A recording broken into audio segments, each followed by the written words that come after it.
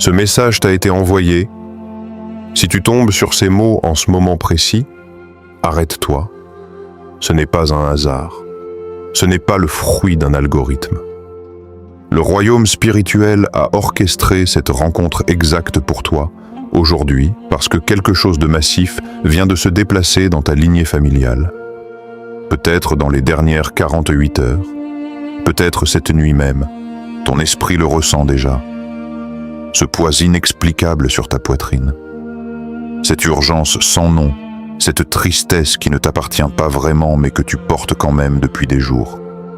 Tu n'es pas en train de perdre la raison. Tu perçois les tremblements spirituels de ce qui est en train de s'éveiller autour de toi.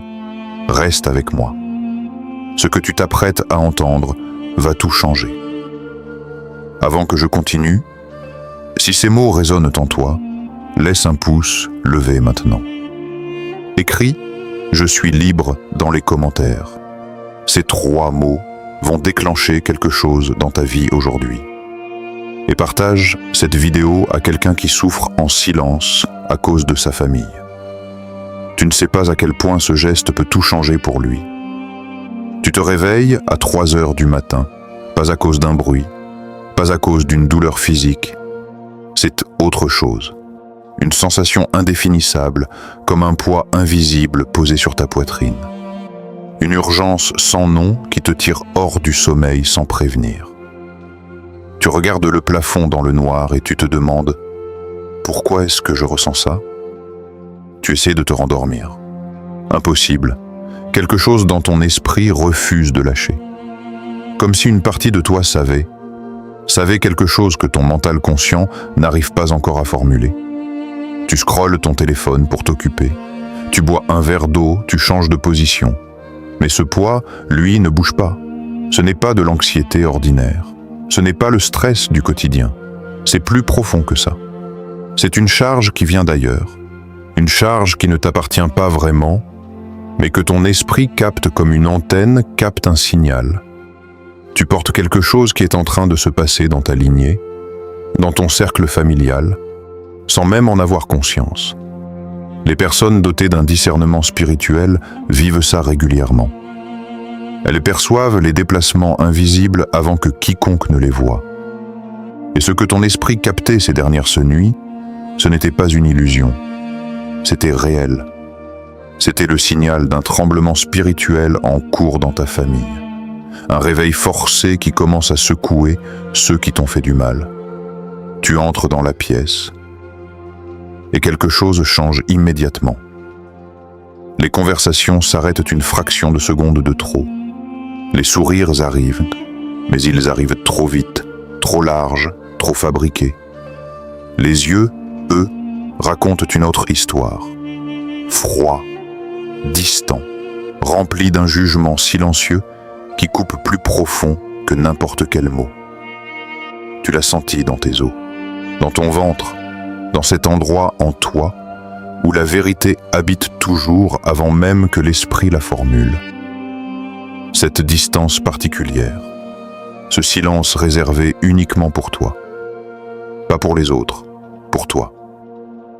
Tu t'es assis à cette table familiale des dizaines de fois en te demandant si tu imaginais les choses. Tu t'es dit « Peut-être que je suis trop sensible. Peut-être que c'est moi le problème. » Et chaque fois que tu essayais d'en parler, on te retournait exactement ça contre toi. Tu exagères. Tu cherches les problèmes. Tu es trop dans ta tête. Mais non, tu n'imaginais rien. Tu percevais exactement ce qui était là. Une hostilité voilée, soigneusement emballée dans des apparences de normalité. Des invitations qui cessaient mystérieusement d'arriver. Des cercles de conversation qui se fermaient dès que tu approchais. Une exclusion silencieuse, méthodique et profondément cruelle. Précisément parce que personne ne pouvait jamais te pointer du doigt et dire « Regarde ce qu'ils t'ont fait ». Le pire n'était pas ce qu'ils disaient ouvertement. Le pire, c'était ce qu'ils t'ont fait croire sur toi-même. Lentement, méthodiquement, sans que tu t'en rendes compte. Trop sensible, trop difficile, trop compliqué. Toujours trop quelque chose. Et jamais assez de ce qu'ils attendaient. Ils n'avaient pas besoin de te crier dessus. Ils n'avaient pas besoin de te frapper. Un regard suffisait. Un soupir. Une remarque glissée comme une lame entre deux rires. Et tu intégrais. Tu absorbais. Tu te reconstruisais autour de leur version de toi. Pendant des années, tu as porté ce mensonge comme si c'était ta vérité. Tu t'es rétréci pour prendre moins de place. Tu t'es tu pour éviter les conflits. Tu as étouffé tes intuitions parce qu'on t'avait appris que tes perceptions étaient en fausse. Tu as douté de ta propre santé mentale, non pas parce que tu étais instable, mais parce qu'on t'avait répété si souvent que tu l'étais, que tu avais fini par y croire. C'est ça, la trahison la plus profonde. Pas les mots dits en public, pas les actes visibles. C'est ce travail invisible qu'ils ont fait sur ton image de toi-même, te transformer en problème pour ne jamais avoir à se regarder dans le miroir. Et aujourd'hui, Dieu lui-même vient défaire tout ce mensonge, couche par couche, et te rendre ce qu'ils t'ont volé, ta vérité. Il faut que tu comprennes quelque chose de fondamental sur ce que tu as vécu. Ce n'était pas simplement de la dysfonction familiale. Ce n'était pas une question de personnalité incompatible ou de malentendus répétés. Ce qui s'est passé dans ta famille avait une dimension spirituelle profonde. Et jusqu'à aujourd'hui, personne ne te l'avait expliqué clairement. Dans l'ancien Israël, le jour du grand pardon, le grand prêtre accomplissait un rituel précis décrit dans le livre du Lévitique. Il prenait 2 boucs. L'un était sacrifié. L'autre, le bouc émissaire, recevait symboliquement tous les péchés, toutes les fautes, toutes les souillures du peuple. Le prêtre posait ses mains sur sa tête, confessait les iniquités de toute la communauté, puis l'animal était chassé dans le désert, loin, hors du camp, pour que le peuple se sente purifié sans avoir à faire le travail douloureux de se regarder en face. Ta famille a fait exactement la même chose avec toi. Pas consciemment pour la plupart. Mais spirituellement, c'est précisément ce qui s'est produit. Ils ont déposé sur toi leurs dysfonctions, leur jalousie, leurs insécurités, leurs blessures non résolues. Ils t'ont désigné comme le problème pour ne jamais avoir à affronter ce qui était brisé en eux. Tu es devenu leur mécanisme de purification collective. Le réceptacle de tout ce qu'ils refusaient d'examiner dans leur propre cœur. Et tant que tu jouais ce rôle, tant que tu absorbais, que tu te taisais, que tu portais, l'équilibre toxique du système était maintenu. C'est le jour où tu as commencé à te redresser, à poser des limites, à refuser de porter ce qui ne t'appartenait pas, qu'ils se sont ligués contre toi, parce que ton réveil menaçait leur confort. Mais il y a quelque chose d'encore plus ancien à l'œuvre ici. Quelque chose qui remonte à la première fratrie de l'histoire humaine. La première lettre de Jean, au chapitre 3, verset 12, nous avertit de ne pas être comme Caïn qui tua son frère Abel. Et pourquoi l'a-t-il tué? Parce que les actes de Caïn étaient mauvais et ceux de son frère étaient justes. C'est aussi simple et aussi brutal que ça. Ce n'était pas une question de territoire. Ce n'était pas une dispute ordinaire entre frères. C'était la haine de la lumière par les ténèbres. C'était l'incapacité de supporter la justice d'un autre quand on refuse de faire face à sa propre noirceur. Ce que tu as vécu dans ta famille n'était pas de la dramaturgie.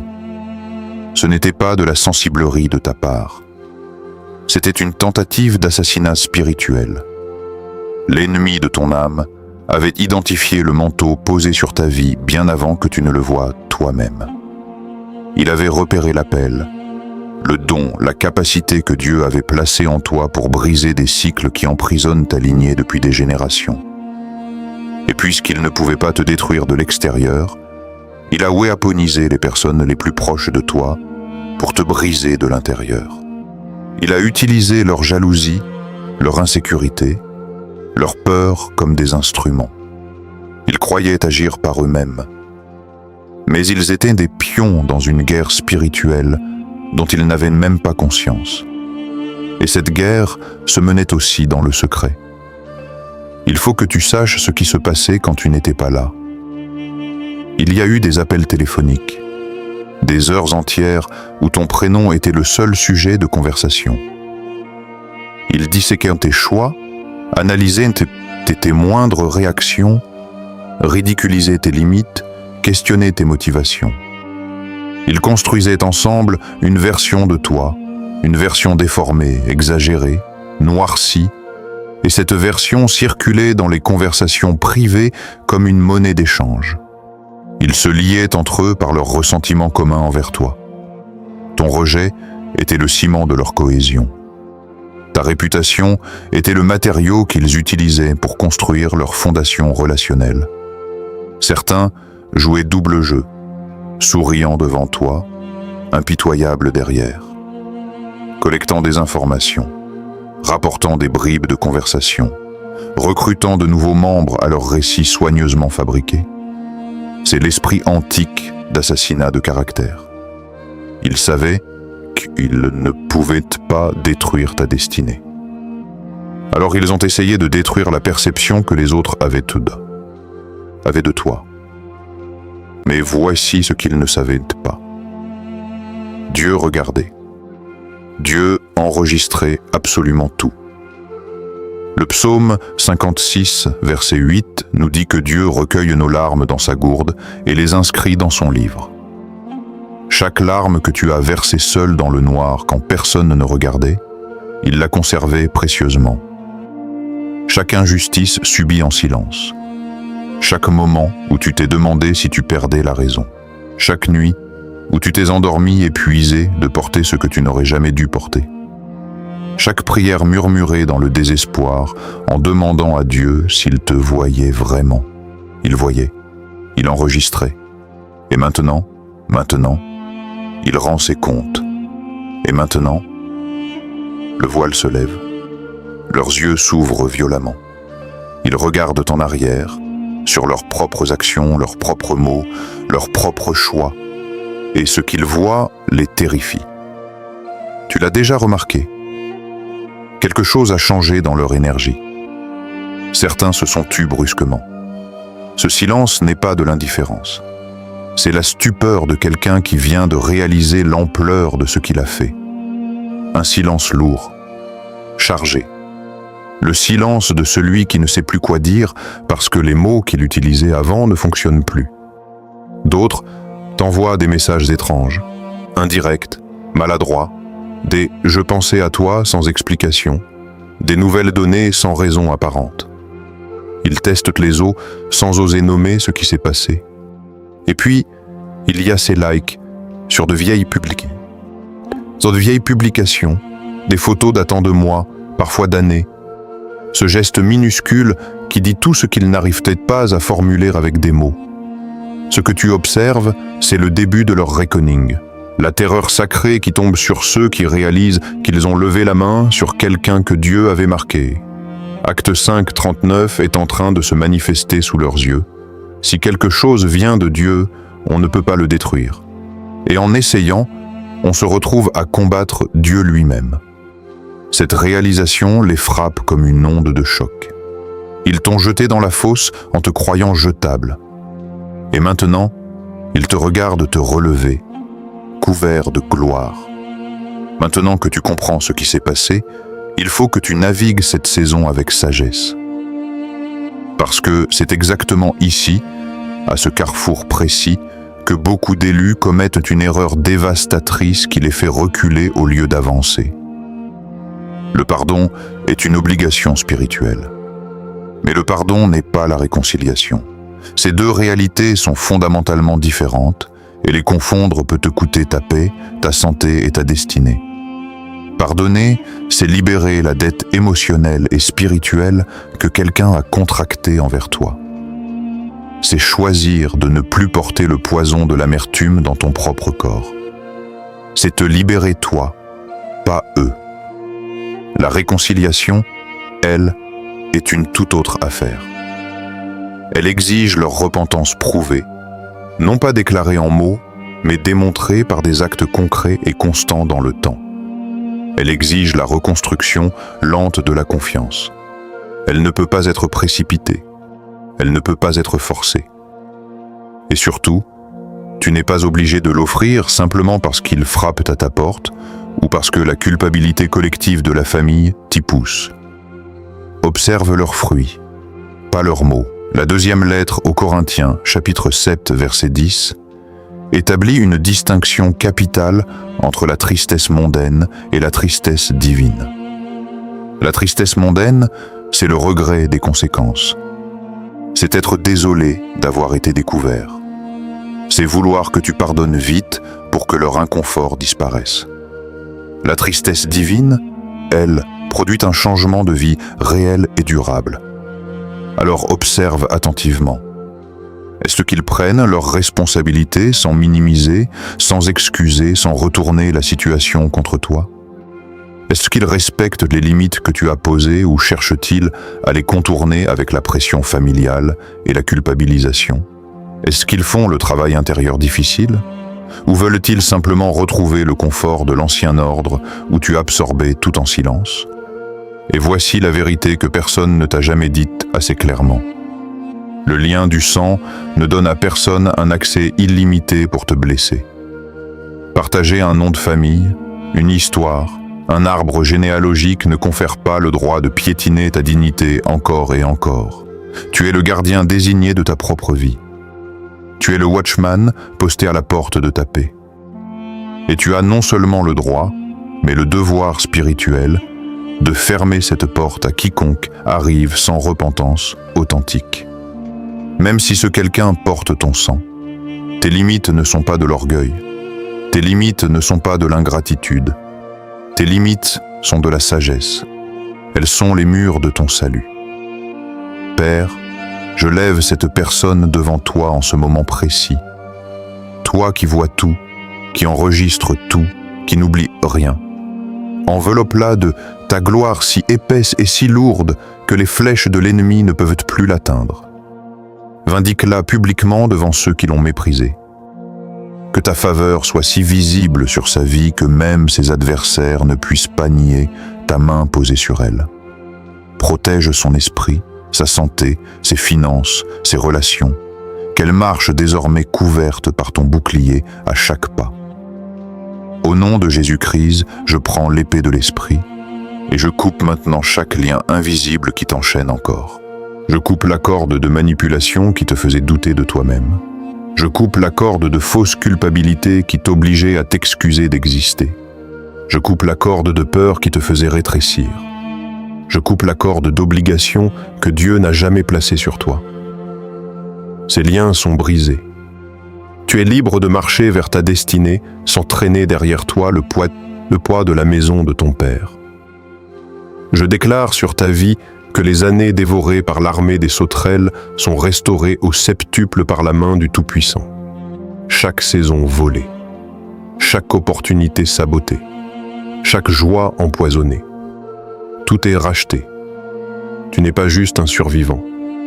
Tu es le briseur de cycles désigné pour toute ta lignée. Ce schéma de dysfonction, de manipulation et d'abus s'arrête ici, avec toi, aujourd'hui.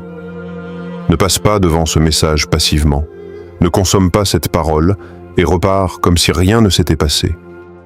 Ce que tu viens d'entendre exige une réponse de ta part, parce que ta participation active ouvre une porte dans le royaume spirituel que ta passivité maintient fermée. Ouvre la bouche maintenant. Tape dans les commentaires l'une de ces déclarations. Je suis le briseur de cycles. Ma vindication vient du Seigneur seul. Je suis libre. Ces mots ne sont pas juste des mots. C'est une déclaration légale dans le royaume spirituel. C'est toi qui plantes un piquet dans le sol et qui dis à l'ennemi « Cette lignée change de direction ici. Tu donnes à Dieu ta foi en action. Et il fait quelque chose de puissant avec chaque acte de foi, aussi simple soit-il. Et puis fais encore une chose. Partage cette vidéo à quelqu'un qui en a besoin. Il y a des élus en ce moment même qui croient qu'ils sont seuls, qu'ils perdent la raison, que personne ne comprend ce qu'ils traversent. Sois la lumière qui leur montre le chemin. Shalom sur ta vie. Pas juste la paix, mais l'intégralité totale. Rien ne manque, rien n'est brisé. La faveur de Dieu te pourchasse comme un lion pourchasse sa proie. Non pas pour te détruire, mais pour t'inonder de sa bonté. Va de l'avant la tête haute. La bataille est terminée et tu as gagné.